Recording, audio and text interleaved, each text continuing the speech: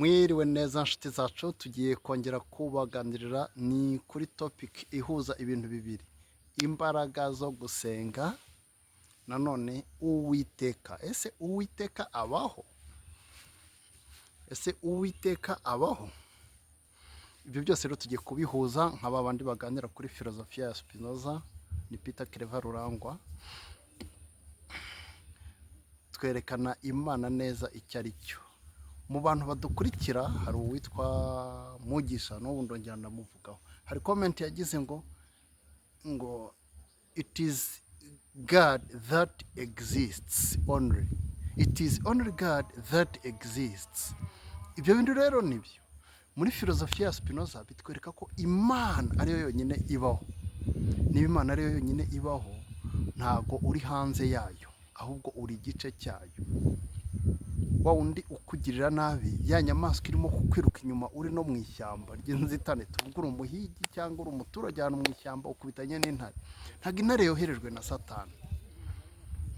Ntabwo umujura uje kugutera nijoro yoherejwe na Satani ngo wowe ube uri umwana w'Imana.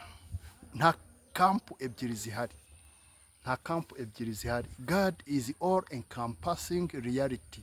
Urumva, God ni reality ihuza ibintu byose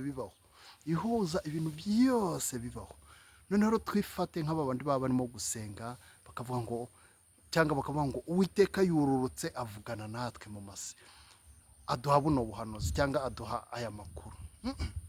Ushobora kumenya ibintu bizaba nyuma y'icyumweru cyangwa nyuma y'ukwezi, kandi bitavuye mu bintu biga mu mashuri.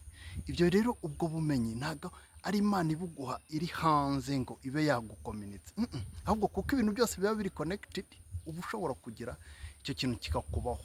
Abantu bibabaho muri levels zitandukanye bitewe na exercise bagiye bakora, exercice spirituel. Urugero, hari abantu benshi b'abahanuzi ariko bakubwira bati na mbere yuko twakira iby'agakiza twarahanuraga, twarerekwaga, ariko tutangiye kwiyiriza ibyo byose byo bita ngo ni spirituel, izo senses ziriyongera kurushaho, ziba ziratyara kurushaho. Good, ntabwo byo dushaka kuvuga. Hari indirimbo mpise nibuka tujya turimo ngo mu gihe cyo gusenga amasengesho yacu agera kure cyane, ngo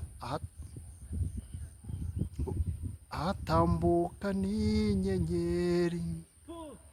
Urumva, ngo mu gihe cyo gusenga ngo umutima w'umuntu uba ujya gushaka Imana, ngo amasengesho agatumbagira akarenga n'inyenyeri akagera ahantu Imana iri. Urumva, byerekana ko twe turi aha, inyenyeri ziri hagati yacu n'Imana, Imana ikaba iri ahandi hantu kure. Ntabwo ari byo rero.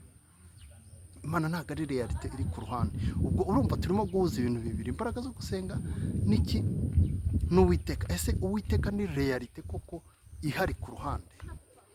Nawe iyo uvuga Uwiteka, nawe uri Uwiteka, ariko abantu twibwira yuko twatangiranye no kuvuga.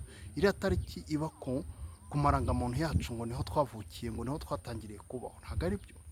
Ni itariki yo gusama mu nda, ntabwo ariho dutangirira.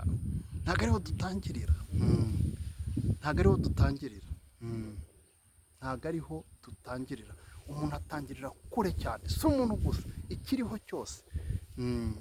cyose bijyanye na ya proverb y'ikilatini ivuga ngo nihil novi cyangwa nihil novi sub sole, ngo under the sun there is no new thing, ngo munsi y'izuba nta kintu gishya kiriho. Byanze bikunze rero byose ni Imana. Twavuze ko Imana ari encompassing reality, ni reality ihuza ibintu byose, itaratangiye itazanasoza. Nawe rero uri igice cy'iyo reality,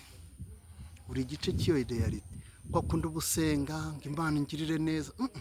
Cyo koza hari igihe wasenga ukazamura amarangamutima yawe. Usibye n'amarangamutima yawe, niveau de conscience yawe cyangwa de vibration, ukava kuri vibration nkaho wiyumvaga nk'umukene, wiyumvaga nk'umuntu wakubiswe udashobora kubona akazi, wiyumvaga nk'umuntu wakubiswe udashobora gukundwa, ibyo bintu byose ukabivaho ukavuga uti noneho ndemewe, nujuje byose.